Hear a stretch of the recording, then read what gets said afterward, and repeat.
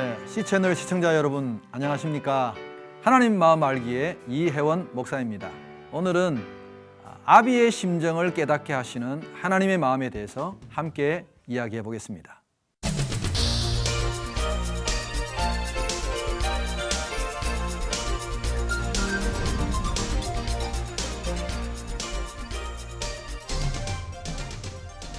근데 참 아이러니하게도 이 야곱도 이 염소의 피 때문에 쏘가 넘어가는 거예요. 자기가. 그 아들들이 성경을 보면 둘 다 염소예요. 그래서 이 유다하고 형제들이 제가 지난주에 그 요셉의 채색옷을 확 찢어버렸다 그랬죠. 그 채색옷에다가 이 순염소의 피를 잔뜩 묻힌 거예요.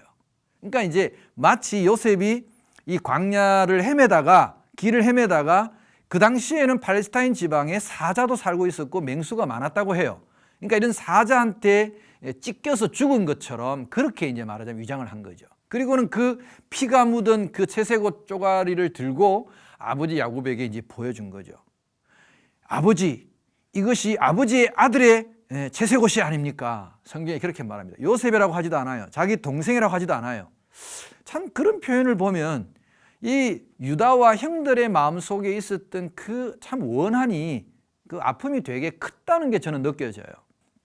그래서 유다가 그걸 보여주니까 야곱이 막 자기 아들이 오시니까 막 대성통곡을 하면서 주저앉아가지고 막 울면서 나도 내 아들 따라 죽어야겠다면서 내 아들이 이 짐승에게 찢겨 죽었다 하면서 막 슬퍼하는데 그 슬퍼하는 정도가 그냥 하루 이틀 있는 게 아닌 거예요. 뭐 맨날 며칠이 가도 야곱이 그 슬픔에서 헤어나오지를 못하는 거예요.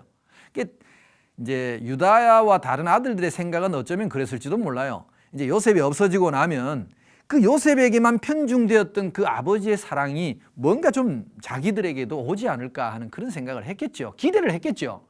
근데 아버지는 맨 눈만 뜨면 요셉 때문에 울고 나도 죽겠다고 그러고 또 더 중요한 거는 이제 그랬으면 그만 요셉을 포기했으면 이제 아들들에게 골고루 사랑이 가야 되는데 야곱도 보통 인물이 아니거든요.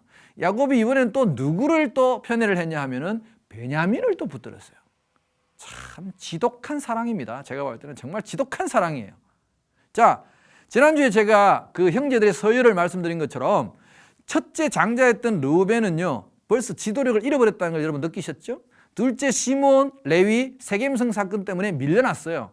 그러면 이제 넷째인 유다가 아버지의 뒤를 이어서 이 가정에 말하자면 제사장이 되고 이제 장자가 되는데 장자의 명분을 가져야 되는데 아버지가 하는 걸 보니까 그 장자의 명분이 자기에게 올 것 같지가 않아요. 또 베냐민에게 집중되는 아버지의 그 사랑을 보면서 이 유다가 마침내 좌절을 합니다. 이제 더 이상 우리 집에서 내가 소망이 없다. 여기서 내가 버텨봐야 내가 이렇게 아버지한테 잘 보이려고 착실하게 살아봐야 별 볼 일 없겠구나. 그래서 그만 유다가 가출을 해버립니다. 뛰쳐나가버려요, 집을. 사실 그 당시에 가부장적인 것이 굉장히 강한 제도에서 아들이 아버지 허락도 받지 않고 뛰쳐나가는 행동은 쉽지 않은 행동이었어요. 얼마나 유다의 마음에 상처가 컸으면 그렇게 뛰쳐나갔을까. 그래서 뛰쳐나가서는 이제 유다는 어떻게 보면 그냥 막 살기로 한 거예요. 그냥 나 아무렇게나 살래. 아버지에게 특별히 결혼 허락 받을 것도 없고 그래서 실제로 아버지가 허락하지도 않은 그 결혼을 가나안 여인하고 그냥 결혼을 해버립니다. 결혼을 하고 아들을 3명을 낳았어요. 유다가 3명을 아들을 낳았는데 엘, 오난, 셀라라는 이 3명의 아들을 낳았죠. 여러분 우리가 어렸을 때는 참 부모님의 마음을 이해하지 못하는 그런 경우가 참 많아요. 이해하기 어려운 것도 사실 많고요. 저도 어렸을 때 그 아버지를 이해하지 못해서 아버지랑 관계가 좀 이렇게 서운했던 적도 있었거든요. 그러나 저도 살아보니까 이제 제가 우리 아버지의 나이가 되어보고 저도 자녀를 셋이나 낳아서 길러보니까 아버지의 심정이 이때 이러셨겠구나라는 걸 느꼈단 말이죠. 그러니까 이 유다도 이제 아들을 셋 놓고 함께 살아보니까 아비의 심정을 점점점 알아가게 되는 거죠. 그걸 하나님께서 유다에게 2배나 갑절로 진하게 체험을 하게 하십니다. 첫째 아들 엘을 이제 며느리를 봤어요. 며느리를 봤는데 이름이 다말이라는 며느리였어요. 다말이라는 예쁜 며느리를 줘서 이제 잘 살으라고 2 가정을 맺어줬더니 어떻게 된 노릇인지 성경에 정확하게 그 이유는 나와 있지 않아요. 엘을 하나님께서 치셨다 그래서 아마 하나님께 죄를 범했나 봐요. 그래서 엘이 결혼한 지 얼마 안 돼서 죽은 것 같아요. 죽은 거예요. 여러분, 자식을 먼저 보내는 그 아비의 마음은요, 정말 겪어보지 않은 사람은 참 알기가 힘들 것 같아요. 제가 그런 어려움을 당한, 슬픔을 당한 분들을 만나서 이야기해보면 다 한결같이 하시는 말씀이, 자식을 먼저 보내보지 않은 사람은 절대로 이 마음을 알 수가 없다, 그런 표현을 하시더라고요. 저는 정말 그렇겠다 싶은 생각이 들어요. 왜냐하면 저는요, 제 자식이 죽지도 않았는데 만약에 우리 큰아들이 죽는다, 상상만 해도 가슴이 떨려요, 정말로. 근데 실제로 그런 일이 벌어졌다 그러면 얼마나 힘들겠어요.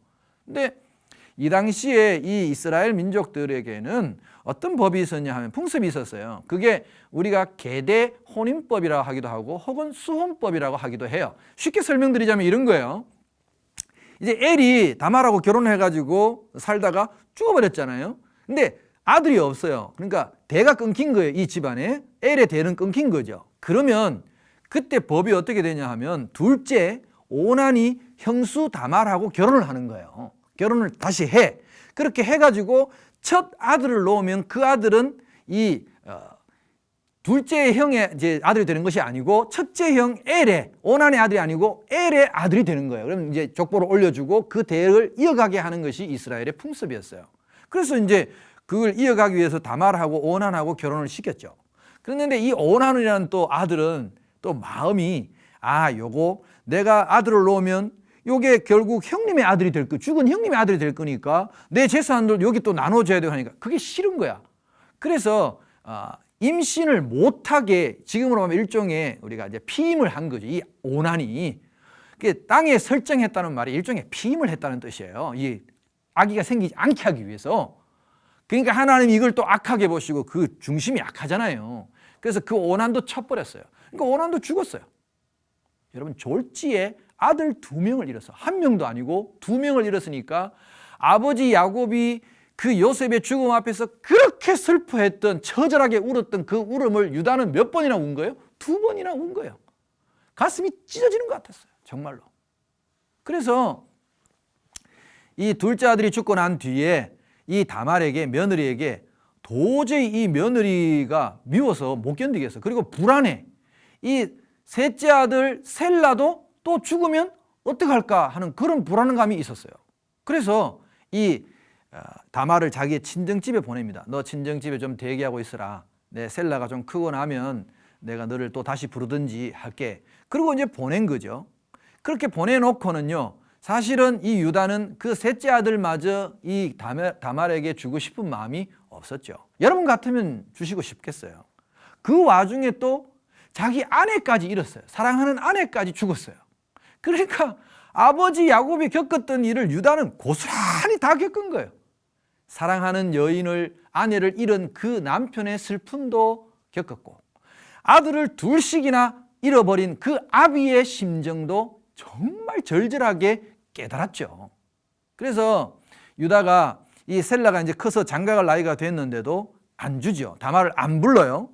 그러니까 다말의 입장에서는 또 입장이 다른 거예요. 아니, 자기가 지금 기다리고 있는데 시동생이 컸으면 이제 자기랑 결혼을 시켜줘야 돼요. 아니면 자기를 풀어줘야 돼요. 낳아줘야 돼요. 다른 데로 시집갈 수 있게. 근데 그 시아버지가 자기를 풀어주지도 않고 시동생하고 결혼도 안 시켜주니까 다말로서는 그게 굉장히 억울한 거죠. 왜? 자기가 죽인 게 아니잖아요. 자기가 죽인 게 아니니까. 그래서 하루는 이제 시아버지의 동정을 살폈어요. 표정을 이렇게 살피는데, 동정을 살폈는데, 어느 날 시아버지가 이제 양털 깎는다고 이제 외출을 하는 거예요.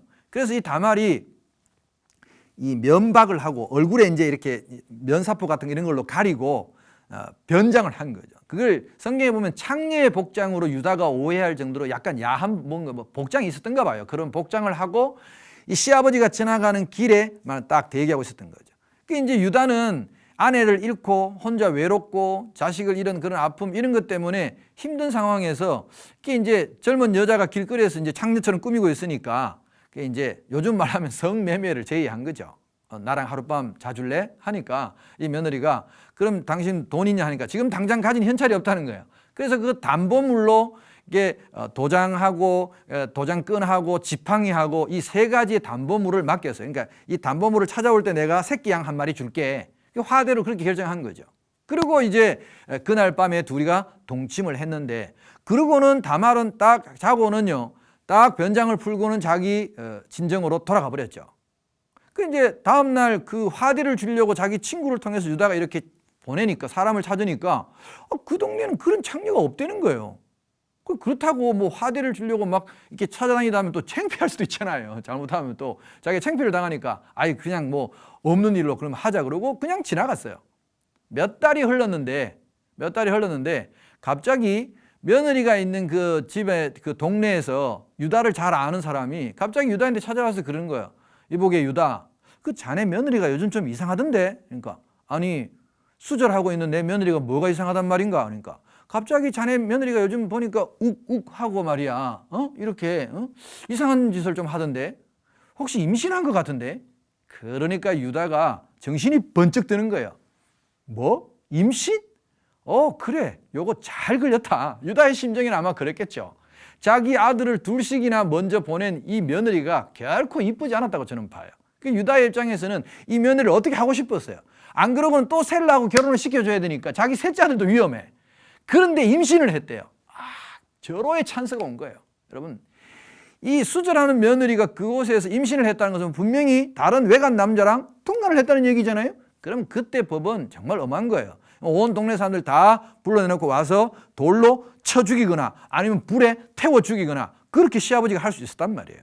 그래서 온 동네 사람들 다 모아가지고 이제 본때를 보여야겠다 하고 유다가 온 동네 사람들 다 모았죠. 그래서 이제 다말은 이제 막 죄인처럼 꿇 앉아 있고, 유다가 막 큰 소리를 막 치는 거죠. 내 인연, 누구랑 통관을 해서 감히 임신을 했단 말이냐? 네 부정함을 오늘 밝혀야겠다. 그 간부를 대라. 누구냐? 하고 막 소리를 지르니까 뭐 다말은 아무 소리 안 하고 가만히 있는 거예요. 그러다가 이제 유다가 그래, 네 죄를 네가 아니까 할 말이 없지. 그래, 마지막으로 할 말이 뭐냐? 해봐라. 그러니까 그때서야 다말이 품속에서 뭐를 주섬주섬 꺼내요. 꺼내면서 그 시아버지가 맡겼던 도장끈 이걸 지팡이를 떡 내보이면서 이 물건을 우리 시아버지께 갖다 드리라는 거야. 내가 이 물건의 임자로 말미암아 잉태하였나이다 하고 이야기한 거예요. 여러분, 그 물건을 받아든 유다의 심정이 어땠겠어요? 우와, 너무 충격적이야. 자기 거야. 그러면 자기가 창녀라고 알고 잤던 그 여자가 바로 자기 며느리 다말이었다는 것을 눈치를 챈 거죠. 여러분, 여기에서 유다가 이것을 부인하고 이거 내 거 아니야, 무슨 이따위 헛수작이야 하고 그 며느리 다말을 태워 죽였더라면 그는 결코 아버지 야곱을 뛰어넘는 아들이 되지가 못했을 겁니다. 그런데 그는 놀랍게도 그 자리에서 자신의 잘못을 다 모든 사람이 보는 앞에서 인정을 해버립니다. 참 놀라운 유다의 변환점, 전환점이죠. 정말 유다가 새롭게 태어나는 전환점이 바로 그 시점이라고 봅니다.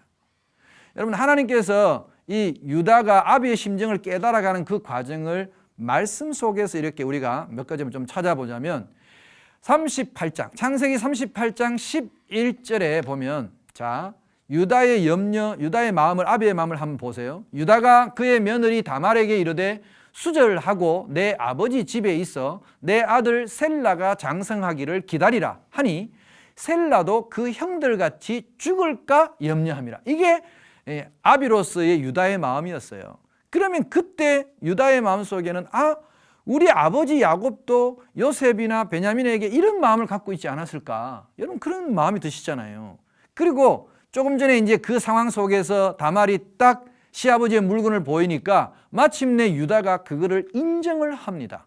창세기 38장 26절에 보면 유다가 그것들을 알아보고 이르되 그는 나보다 옳도다. 내가 그를 내 아들 셀라에게 주지 아니하였음이로다 라고 인정을 합니다. 참 이것이 유다가 정말 새로운 삶으로 전환되는 시점이라고 저는 봅니다. 그래서 결국 이 다말이 10달이 차서요, 쌍둥이 아들을 낳았습니다. 태에 쌍둥이를 낳았는데 베레스와 세라라는 두 아들을 낳았죠. 참, 그래서 성경을 보면 저는 그런 생각을 합니다. 어쩌면 이런 이야기가 성경에 기록되어 있을까?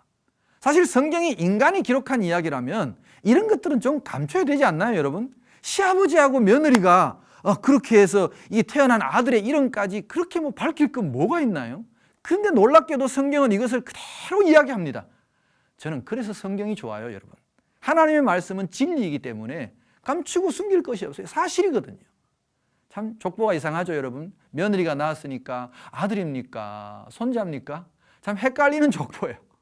어쨌든 이 유다가 이 베레스와 세라는 이 며느리에게서 낳은 두 아들을 품에 안고서야 그때 어떤 마음을 깨달았느냐. 자기 아버지 야곱의 심정을 깨달은 거죠. 정말 요셉을 잃어버렸을 때 아버지의 심정이 이랬겠구나. 사랑하는 아내 라헬을 잃어버렸을 때 아버지의 심정이 이랬겠구나. 자기가 하나 남은 그 아들, 그 셀라에게 집착하는 자기의 모습이 그 하나 남은 아들 베냐민에게 집착하던 아버지 야곱의 모습과 오버랩되면서 그게 아버지의 심정이었구나 하는 것을 이 유다는 깨달은 것입니다. 그래서 그가 그 방랑의 시간을 청산하고 마치 돌아온 탕자처럼 아버지에게 새 아들이죠. 그러니까 새 아들을 데리고 아버지 집에 다시 돌아옵니다, 유다가. 그래서 그곳에서 함께 다시 아버지랑 생활하는 와중에 우리가 아는 대로 흉년이 들고 요셉은 국무총리가 되어 있었고, 그래서 그 형제들을 이끌고, 그때는 리더가 유다라니까요. 유다가 형제들을 이끌고 곡물을 사러 갔다가 그곳에서 간첩으로 몰리고, 그래서 시므온을 볼모로 잡아놓고 돌아오죠. 그때 빠져나온 여러분 이야기가 뭐냐 하면은 우리는 간첩이 아닙니다라는 그 이유를 어떻게 들었냐 하면 우리는 한 형제라는 걸 강조했어요. 왜냐하면 여러분 10명이 단체로 형제들이 떼거리로 간첩으로 가는 그런 역사는 없잖아요. 한 집안을 다 몰살시킬 일이 없으니까. 요셉이 그들에게 간첩 혐의를 세워가지고 막 닥달을 했을 때 요셉은 다 알고 있었죠. 그러나 유다는 이걸 어떻게든지 변명하고 빠져나와야 되니까 우리 아버지에게는 원래 12아들이 있었는데 한 명은 실종되었고, 그때 요셉이 그랬겠죠. 내 여 있다 하고 이야기했겠죠, 마음속으로. 한 명은 실종되고 한 명은 우리 막내가 있는데 그 막내는 우리 아비 집에 아직 남아있다는 거야. 그리고 나머지 우리 10명은 다 한 형제라는 거예요. 그래서 우리는 절대 간첩일 수 없다는 거예요. 요셉이 그걸 인정하면서 그래 좋아. 그렇다면 당신들이 간첩이 아니라는 걸 증명하기 위해서 한 사람은 볼모로 잡아두고 양식을 갖고 올라가는데, 그 대신 다음에 양식을 사러 올 때는 그 집에 남아있다는 막내 베냐민을 꼭 데리고 와야 내가 당신들의 혐의를 벗겨줄 거야 라고 요셉이 말한 거죠. 이렇게 될 줄 몰랐죠, 유다도. 자, 집에 오니까 아버지 야곱이 또 난리가 났어요. 양식은요, 흉년에 그 갖고 온 거 금방 떨어진 거죠. 얼마 안 가서 떨어졌어.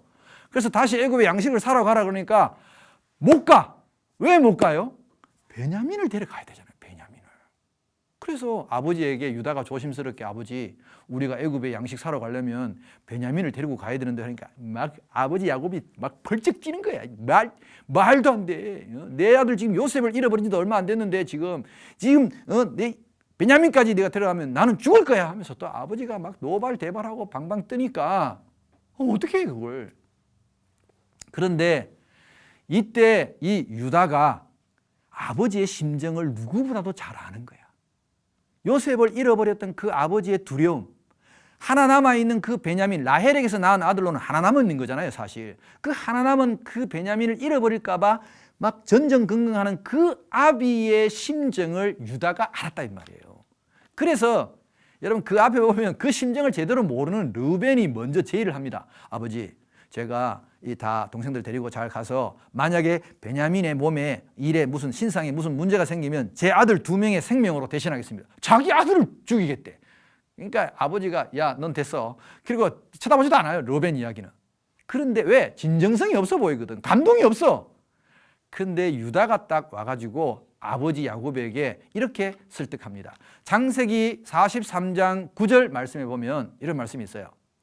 내가 그를 위하여, 그가 이제 베냐민이죠. 그를 위하여 담보가 되오리니 아버지께서 내 손에서 그를 찾으소서. 내가 만일 그를 아버지께 데려다가 아버지 앞에 두지 아니하면 내가 영원히 죄를 지리이다. 여러분, 르벤과의 차이가 뭐예요? 르벤은 그 책임을 자기 아들한테 주겠다고 그랬는데 유다는 아닙니다. 아버지, 내가 책임지겠습니다. 베냐민의 생명에 문제가 있으면 내가 내 생명을 대신해서라도 아버지의 그 마음을 제가 잘 압니다. 베냐민을 잃어버리고 싶지 않은, 더 이상 아픔을 겪고 싶지 않은 그 아버지의 마음을 내가 너무 잘 압니다. 그래서 내가 베냐민을 대신해서 반드시 베냐민을 데리고 오겠습니다라고 아버지를 설득하죠. 그 말에 여러분 야곱이 설득당합니다. 실제로. 왜? 진정성이 느껴지니까. 그래서 이 베냐민을 마침내 어쩔 수 없이 보내지요. 보내고, 자, 이제 그 베냐민을 데리고 와서 잘 됐죠. 곡식도 사고. 그래서 요셉이 보니까 형들이 달라졌다는 것을 어느 정도 느꼈어요. 그래도 형들을 마지막으로 시험해보고 싶어가지고 여러분 아는 대로 그 곡식 자루에다가 베냐민 자루에다가 특별히 요셉이 점을 치는 그 은잔을 딱 넣어가지고 조건을 어떻게 걸었어요? 나중에 종들 보내가지고 딱 잡았죠. 이 도둑놈들 하면서 총리가 호의를 베풀었는데 감히 이렇게 너희가 총리의 호의를 무시하느냐 하면서 딱 틀어보니까 베냐민 그 곡식 자루에서 땡그랑 나왔잖아요. 은잔이. 그래서 조건을 뭐라 그러냐 하면 은잔이 들어간 사람은 노예로, 총리의 노예로 영원히 여기 남고 나머지는 가라. 조건이 이렇게 된 거예요. 그래 옛날 같았으면 형들이 베냐민 그래 고생해라 욕봐라 그리고 그냥 갔을 텐데 여러분 형들이 달라졌어요. 형들이 달라진 거예요. 특히 누가 달라졌느냐? 유다가 달라졌어요. 유다는 아비의 심정을 느꼈다니까요. 여기서 베냐민을 데리고 가지 못하면 그 베냐민과 하나로 생명이 연결되어 있는 자기 아비 야곱이 충격으로 죽을 수도 있다는 생각에 그는 두려웠어요. 그래서 약속한 대로 아버지에게 약속한 대로 이 아이의 생명에 대해서 자기가 책임을 져야 했다고 생각한 거예요. 자, 그래서 이 요셉에게 간절한 말로 이 유다가 말하는 내용을 우리가 말씀을 한번 보십시다. 창세기 44장 33절에서 34절의 말씀을 보면 유다가 아마 그 간절한 눈으로 말했을 거예요. 요셉에게 이렇게 말합니다. 이제 주의 종으로 그 아이를 대신하여 머물러 있어 내 주의 종이 되게 하시고 그 아이는 그의 형제들과 함께 올려보내소서. 그 아이가 나와 함께 가지 아니하면 내가 어찌 내 아버지에게로 올라갈 수 있으리이까.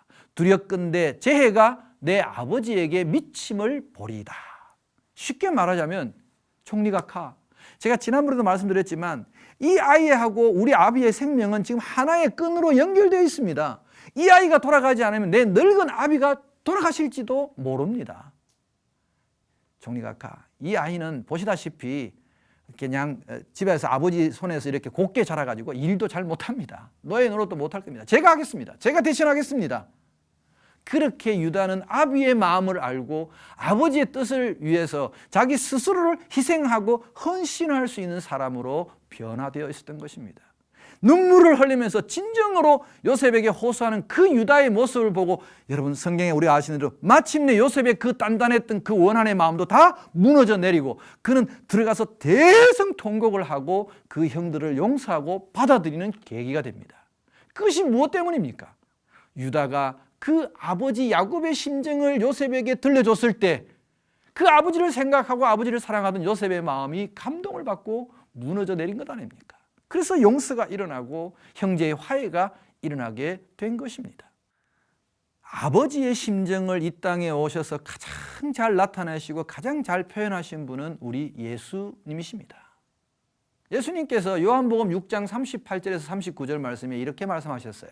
내가 하늘에서 내려온 것은 내 뜻을 행하려 함이 아니요 나를 보내신 이의 뜻을 행하려 함이라.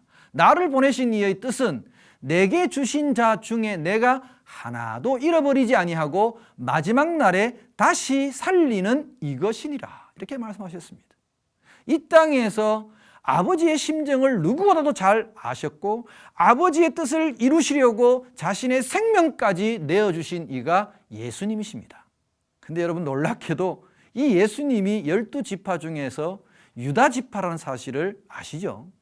여러분 유다의 이런 아비를 생각하는 이 마음, 이 헌신이 마침내 예수님께 와서 하늘의 아버지 하나님의 마음을 전하는 그런 예수님의 삶으로 표현되었다고 저는 믿습니다. 여러분 하나님의 심정, 아버지의 심정을 알아야 하는 이유가 여기에 있습니다. 하나님의 마음을 아는 아들이야말로 진정으로 아버지의 뜻을 이루어가는 아들이 될 수 있다고 저는 믿습니다. 우리 주님께서 그렇게 하셨듯이 우리 또한 하늘 아버지의 진정한 마음을 알 때에 아비의 심정을 아는 아들이 될 때에 우리도 주님처럼 참된 하나님의 아들로 살아갈 수 있다고 믿습니다. 오늘은 여기까지 하겠습니다. 감사합니다.